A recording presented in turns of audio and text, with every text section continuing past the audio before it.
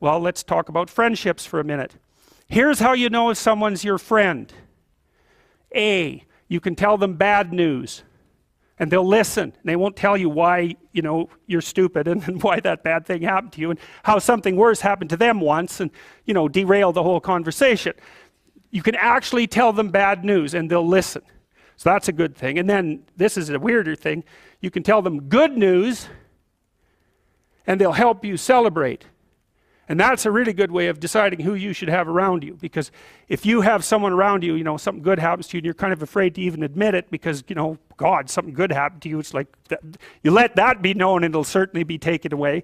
So, you come out and you sort of tell someone half-heartedly that something good happened to you, and they give you a whack and then talk about, the great thing that happened to them 3 years ago, or worse, the great thing that happened to someone that they knew 3 years ago.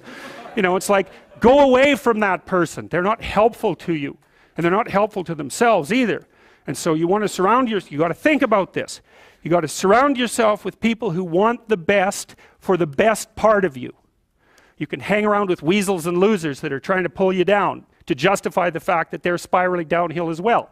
And the upside of that is you don't have to have any responsibility, and you can all whine about how wretched life is, so that's pretty attractive. But I would say it's also a bad medium to long-term plan. And so it's acceptable and desirable to try to surround yourself with people who are facilitating your development.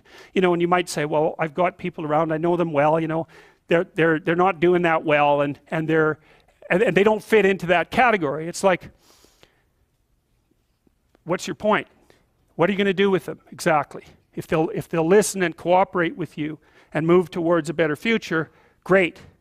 If they don't pay any attention and they keep doing the same damn things over and over and they're not going anywhere and it's painful, then maybe the proper thing to do is say, you just have your misery.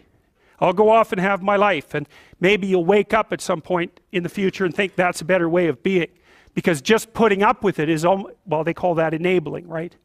You put up with that sort of behavior, you're providing tacit consent for it and even tacit approval.